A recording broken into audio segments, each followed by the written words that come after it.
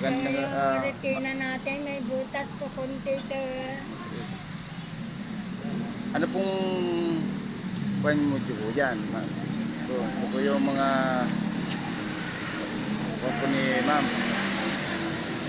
Mga resita po. Wala ako ng limos. Pakitanggal niyo po ang face mask niyo para po makilala mo po kayo ng mga baka po matulungan po kayo, ma'am. Ito po ang konting tulong ko po sa Thank inyo. you po. Salamat, sir. Salamat po.